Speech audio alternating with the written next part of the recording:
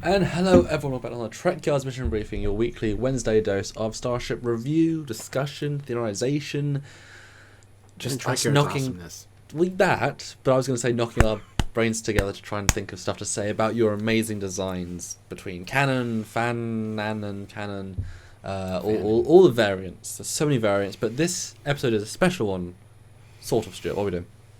Well, as you guys know, this is our last Star Trek Online ship for this month, because we've spent a whole month looking at Star Trek Online designs, which are fantastic, by the way. It has been. It's always fun, takes on what we already know kind of thing, and future advancement, which is awesome. Fair to say people have asked for these to do more Stowe ships, so it's good that we've got to that.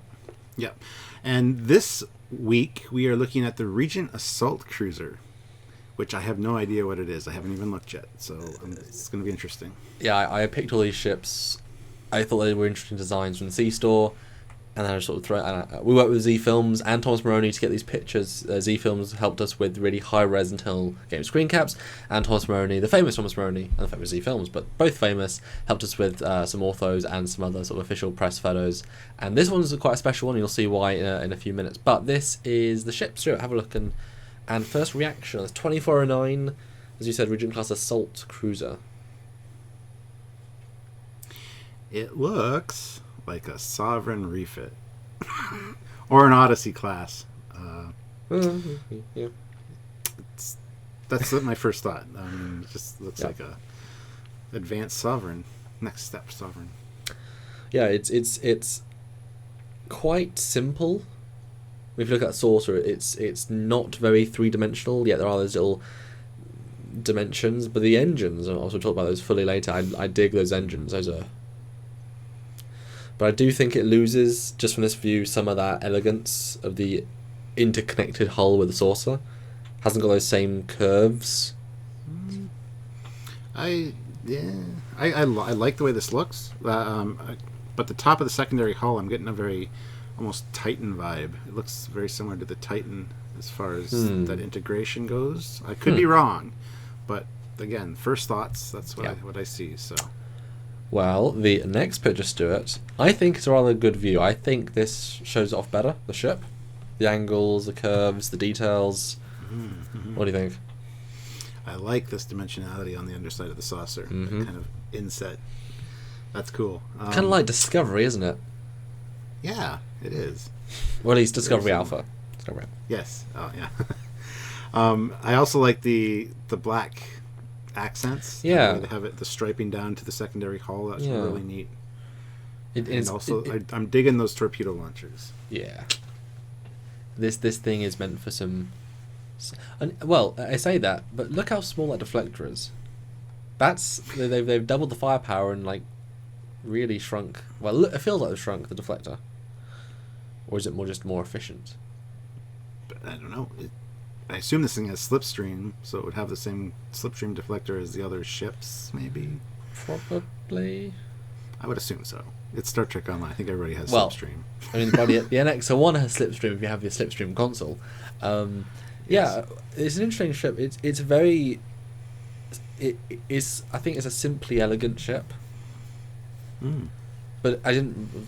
You analyze it more on the show live. But there's a lot of windows, and those windows pop so much more than I think the extra black helps them pop more. But there's a lot of windows on the ship. It hasn't got that same battleship feel. It's much more lived in. I don't know if you agree with that. Yeah, I do. It looks. Again, we say this a lot. The luxury liner, especially the lines of windows along the secondary hull, looks very much like one of the the Queen Mary or something. Lots of windows, but then you see the torpedo launchers too at the same time. You're like, well, that takes it away from that whole non-military kind of looking ship. So it's a tough one, but it looks really good. I like it. Well, we'll go straight to the next picture with the C-Store image, which gives us some basic information. It's the Regent Assault Cruiser refit. The Sovereign class is first major assignment was Battle of Sector 001 2373 when the USS Enterprise E led the fight against the Borg. The Sovereign soon became the standard by which all assault cruisers were measured. Assault cruisers. Now this Hallmark ship gets an upgrade as its new standard. So this is actually an upgrade, a refit, the next step. It is a Sovereign refit. In essence, Well done. This comes equipped with the Metreon gas canisters. It's a highly unstable. Is that the thing that was in Insurrection, the Metreon? I don't think that was in the Briar Patch. Yes, I believe it was. The Metreon radio... Oh, I don't even remember. It might be the same, hence the Riker move, because they like adding things. But yeah, so you're very right. It's a 2409 taking the idea of a Sovereign and just taking it that next step. But Stuart, yes, is it even a fair question to ask for scale, given the plethora of hints here? I would assume it's the same size as the Sovereign. Oh. Although, being a refit and looking at the Constitution class refit to the refit, a little bit longer, a little bit bigger in some spots. So I'm saying it's a little bit bigger than the Sovereign. I guess. I think you'll agree with me here that this will be a fair comparative ship to the Enterprise F, which is the next iterative step of the Enterprise E, but this is a refitted, in sense, Enterprise E, so that two lines, two splits in the same part. So this is the refit, and then the Enterprise B would then be the Odyssey class, I guess, if you're going by that logic. Well, I know, but I'm just saying. Assuming that the Sovereign was the original Constitution class ship. Oh, Sovereign B, yeah. So this would be like the refit, and then the Odyssey class would be the next step. I think this is not a refit to the Sovereign. I think it is more of a scratch built, but taking the idea of taking everything they learned and just building a new version, I guess, rather than utilizing the old pieces. I mean, the nacelles are I guess nacelles are radically different for the refit. That ties in with the refit. I mean, the cells were completely different. Yeah. The Enterprise was refitted, and then all the ones after that were new builds based on that design. And look how much more smooth and crisp the hull is compared to the E. It's losing the Aztecing, and there's new paneling, and it's true. Well, it's fair to say I've made some quite fun pictures to compare the two ships, the E and the Regent. But let's go to the next picture for scale, with some fun ships at the time. Every time I have to make new bloody renders for this. But yes, the Negvar and the Valdora Fan. Everything else is the original model. Though the two starting line ships just orthos I had that I scaled. So what do you think? Looks a little bit longer than the E, so I mean, I can see it being a structural refit and upgrade based on the substructure of the E, just by the shape, just by the overall little bit bigger saucer and things like that. New nacelles completely, which actually used John Eves, one of his concept sketches with the forwards angled struts. So. Although I would say that, especially this picture, I would say that the Regent is taking a cue off the Prometheus. Forward swung, and also the nacelles, if you look from the top view, they look a lot more along that line. So maybe they've utilised those sorts of engines for this step, but then the Odyssey is that different step. But I feel like they've sort of combined those elements a little bit to gain the extra performance, I guess. But it always intrigues me, this is a 2409 ship, and yet it's still smaller than, well, these bigger ships of the TNG era are pretty big. The Klingons, the Romulans, and the other Romulans, I guess. Prometheus was pretty tiny actually, but the Regent's getting there, and then the F does stand a chance, as it were, at least in sizing. But yeah, so we were a bit biased with this one to know what the Sovereign is, so it's less. But the next picture is all three compared, and this is a little bit clearer. Is it an evolution? Is it a step in between? Is it? Well, here you can see the size difference again, a little bit better than the last picture, and it's just slightly bigger than the E. So I totally buy the whole refit vibe. I didn't go into it thinking that, but I think you've sold me. I think they could just added more hull, another layer of plating, and beefed it out a bit. Yeah. Yeah. I mean, it's a difficult, time-consuming process to do that to a ship. So perhaps they were just new builds, but I mean, what better way to test systems than to take an old Sovereign, just rip it apart, and use that substructure to just build on, and see if everything works, and then go ahead with new builds after that. So it could be a refit. So. I find it kind of interesting, though, that obviously these ships, and it was worth saying now, this ship was designed designed and modelled by Ian Richards of Cryptic, so good job. Good job, absolutely. But it's interesting that we don't know the exact timelines of these ships, although I do believe the F was launched after. That would be my guess, given how old the E would have been Sovereign class. But look at the hull; it's this bright white. And again, I know you can change it in game, but these are the defaults. And I think defaults are important because otherwise there aren't any rules with Star Trek Online ships. They can be wherever they want to. This is the default style. You're right; it fits more in the refit style of changing the hull plating, but yet the F follows the E pretty closely in terms of color palette. So this is kind of a departure. What do you think about that? Again, it goes back to the original Constitution class was a bright white, then the refit was a different color, and then we got to the B again, which again had the white kind of almost pearlescent Aztec-y look, which is slightly different than the A or the refit. So I don't know, just experimenting with different hull plating perhaps, or just they got a sale on white paint during that time period. I don't know. But they don't have money, so I guess they're selling holodeck time. Yeah, the Ferengi offered them some great deal. I don't know. Okay. Yeah. Dabo. A couple gallons of white paint and some self-sealing stem bolts, and you're on your way to making a new ship. Yes, that's exactly what happened. Well, let's go to the next picture, which is a higher res direct comparison between the two, and this you can really see the details a lot clearer. Yeah, I really like it. I mean, when I saw John Eve's original concept sketch with the forward swung nacelles, I thought it'd be interesting to see that final version. I mean, it looks good, but I'm not a huge fan of that style per se. I like the swung back ones because it looks like it's going fast when it's standing still. But the way the engines at the end, go into each other, it does have that sense of speed through the nacelles this time. Yes. So, I really like it. I just the struts I'd like, but then again, if you put the struts going backwards, they'd look like the Odyssey class, the Enterprise F again. So this is a nice departure. I think you are right. I think that must have been the impetus for this to build a Sovereign that had that original concept, because I don't that can't have been a coincidence. Those Star Trek Online guys are pretty on the ball with designs. I would certainly love to see this with the same color palette as the E, and even if you even gave it the E nacelles, because the hull is different enough, and you'll see in other views how the neck portion is actually quite radically different. I mean, even the leveling of the hull. I mean, the E's got an interesting, it's a smooth rim that dips in a smidge for some reason, then it goes out again. Well, that's radically different to this new one, which has layers of, it's a different style. Again, it makes you appreciate the E, honestly, because it's very, very nice, very, very neatly designed. But one thing I noticed with these side by sides, the E doesn't look as aggressive with that rounded front saucer. I prefer more of the pointy one, like you see here on this one.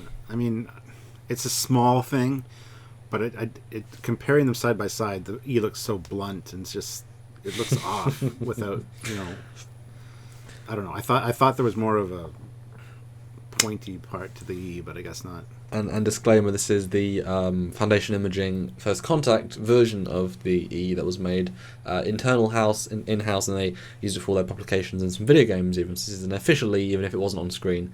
It's in more publications than any of them, so it's cool. Yeah, I agree. I hadn't thought about that. I think I prefer the E, though, that it keeps the D saucer but rotated feel. I like the rounded. It keeps that older feel just a little bit. The new one has a certain, almost too much aggression in that. I don't know, so subtle. But also, one little thing you can see, which is problem game models. I mean, you're limited by the amount of polygons, the amount of detail you can do. If you look at the front of the saucer, you can see it's not exactly smooth. It's actually made of lots of little angles. If you zoom in, that's because the model, I guess, didn't have polygon room to make it smooth. Whereas the Sovereign, it's a really nice made model. It is actually smooth. Small thing, but might also change the feel a little bit. But the next picture is a side view. Now this is interesting because you really get to see the different feel, how it's integrated is different, and the scalings and. Well, here I really get that ocean liner vibe again. Just the side of this ship very much looks like an ocean liner. I mean, it does. Just because of the way that the windows are lined up so perfectly. I mean, on the E they're kind of scattered and whatever, and it throws off that look. Yeah. and it looks more militaristic. This one looks more, luxury liner. Just the symmetry of those windows is what does it, I think. Yeah. I don't that's yeah, I completely agree. And the nacelles are funky. I really like those new nacelle designs. Yeah, they're really, and there's every shot from now on you see a really great perspective of them, but yeah, they're really interesting.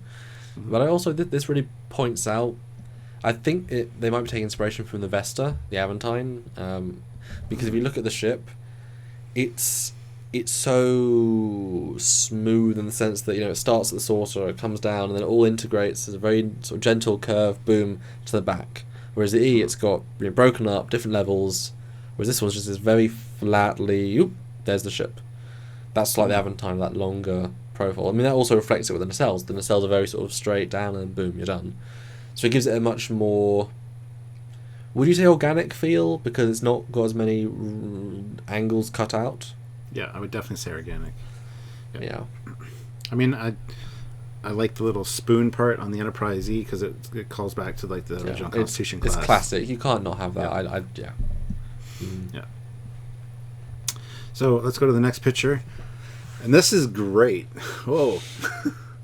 From the front, wow. It's a little bit different, isn't it? Now, I don't think these are exactly to scale because obviously, Yeah.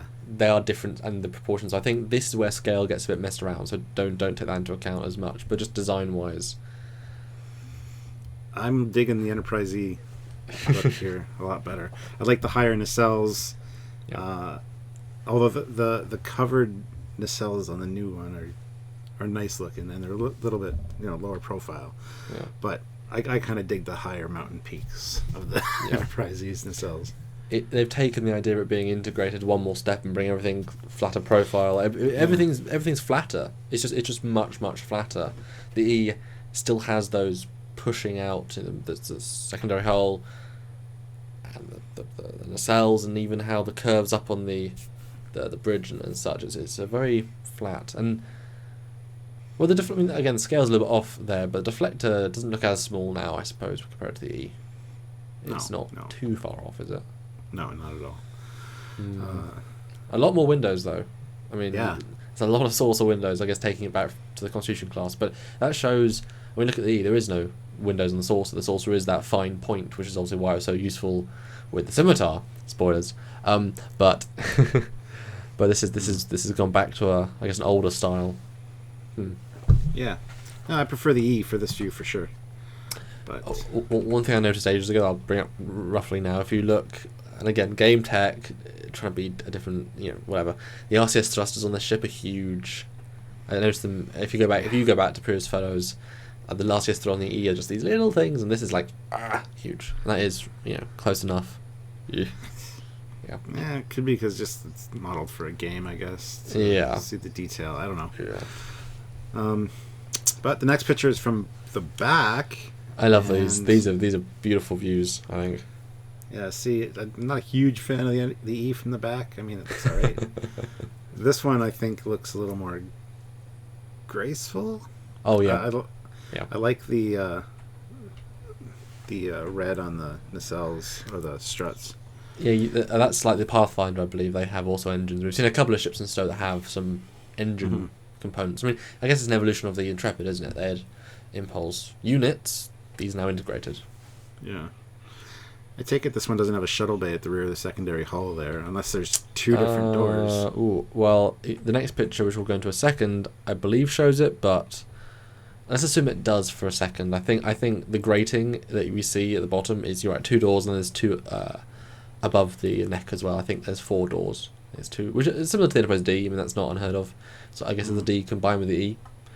But I like these engines from behind. They look a lot more Cylon, a lot more Alien, a lot more Geth if you've seen Mass Effect. But I like the cowling. I like the big, very basic, just sort of rectangle grills. Yet the way it's covered is very nice and has just a sleekness, which other ones do, and obviously very, very easy, line of sight there.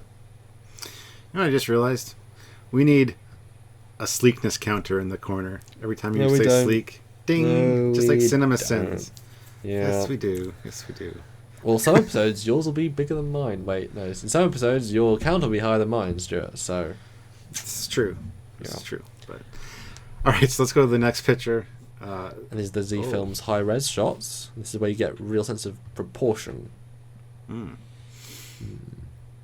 Now this looks like looks like a big shuttle bay door or something in the middle of the secondary hull there, or is that just a black detail? I think that's a shadow actually, or black. I don't know. I think you're right. It's black detail. Now I think there are two doors in the top of the neck, but well, okay. This shot shows the neck is actually hollow in a sense, which is very Titan-esque, as you mentioned earlier. Yeah. What do you think about that? It's very stepped and it's got windows in the pontoons. What do you think? It's a nice look.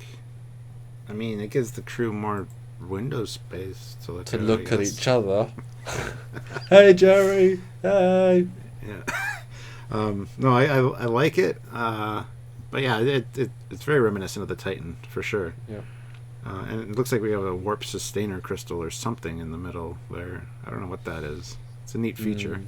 But I'm torn about this. I really am. The E is all well solid. I kind of like the idea of splitting it out and using the space for other things, like the double shuttle bay. I think that's very neat. Yeah. But it's almost too thin and it's almost too fragile. It's I don't know. It's I can't tell if I'm sold on it or not. Yeah, I'm the same way. I mean, you could get so much more useful space if behind those shuttle bay doors, if you just filled all that in, you'd have so much more internal space. Yeah, but it's also like cover for the shuttle bay, I guess. You know, it's like I say, I'm not sure. Sorry, guys. Although the impulse engines built into the struts look really dynamic and cool in this shot. I love that. Yeah, those are brilliant, absolutely, and it makes sense. I mean, you can see the struts are extra big, so why not add in some impulse.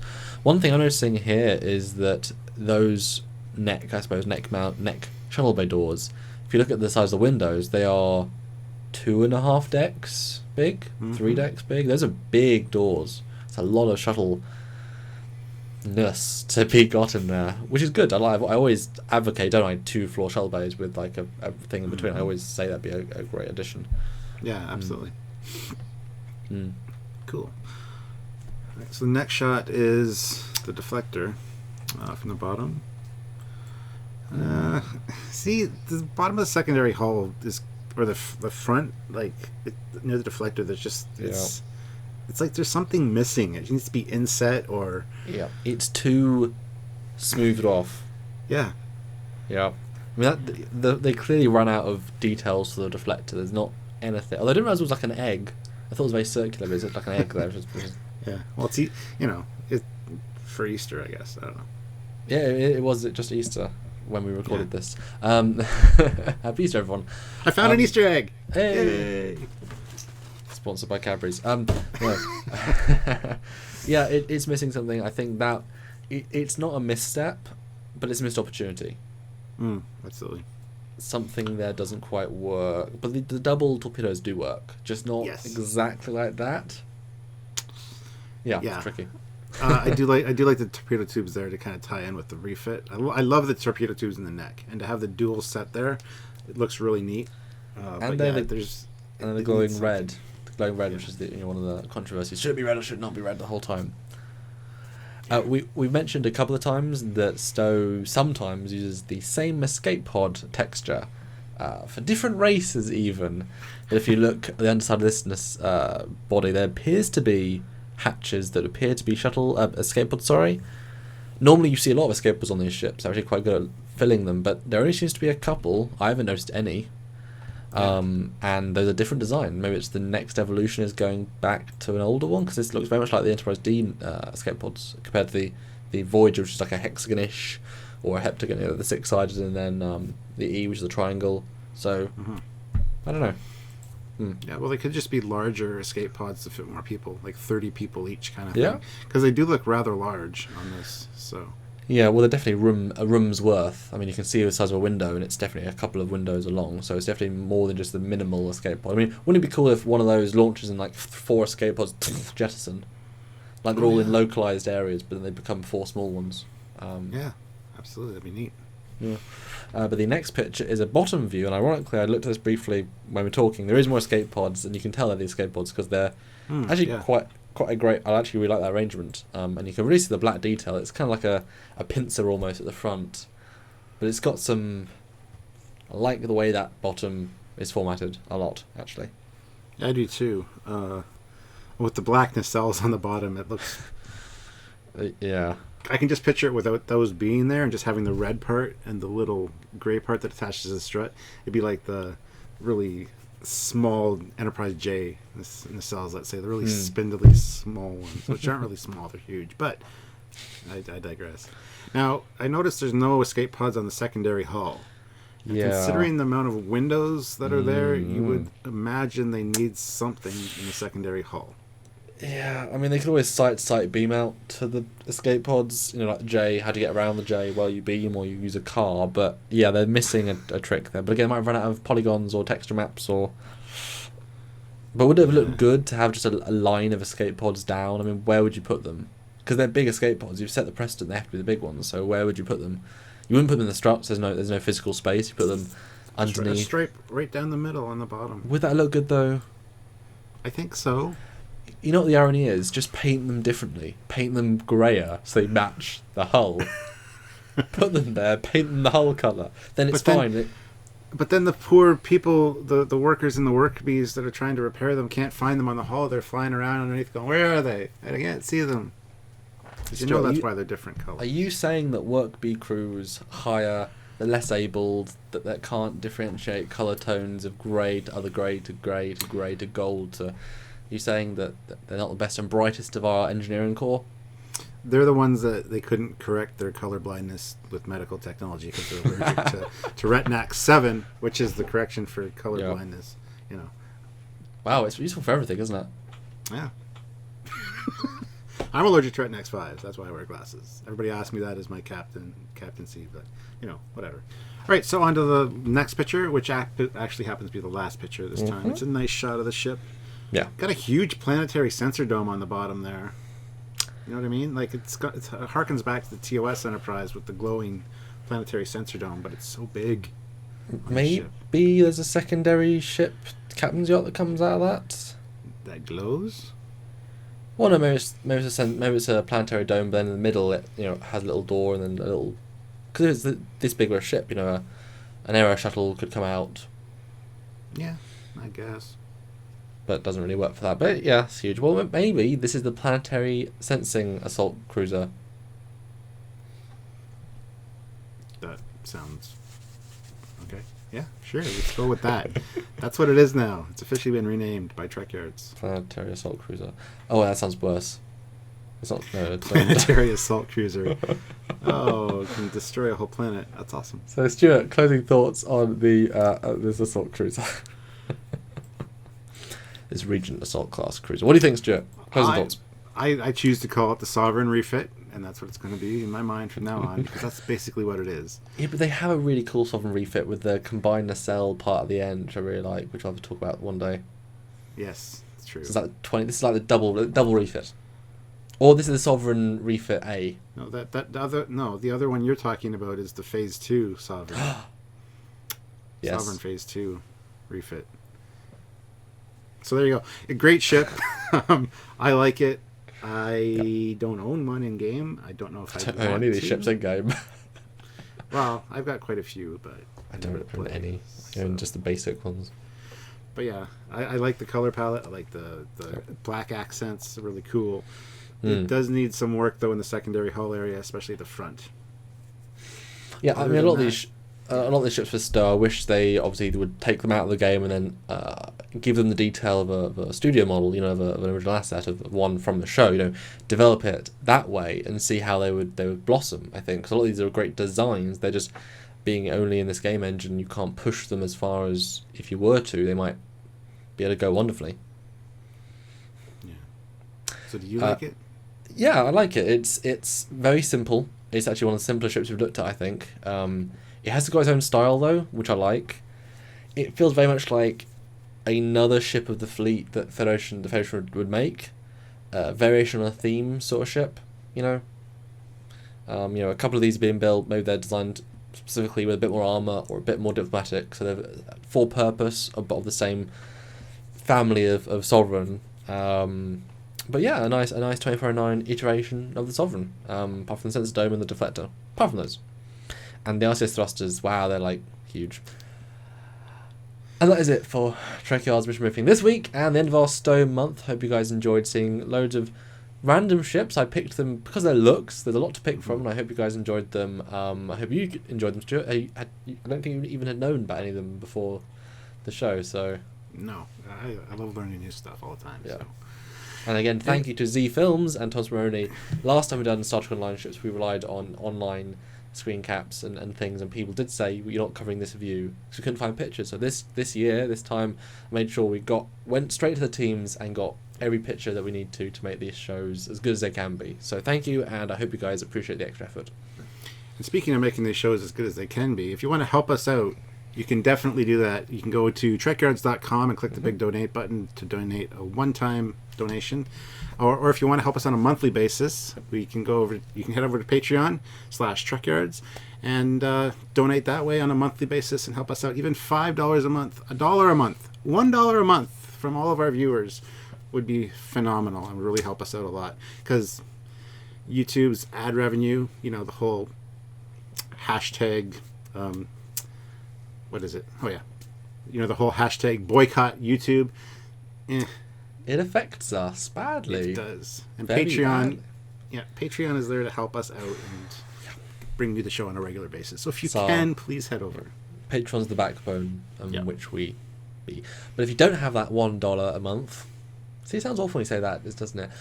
Then you can watch the show for free. Obviously, every show is free, but you can support the show just by sharing out there. Any way you think Trek fans would enjoy, you can like it, you can comment. That makes the videos get out there even more in the algorithms, or subscribe to the channel because we make a lot of great Trek content out there of all sorts. And I think you will enjoy at least something every single week.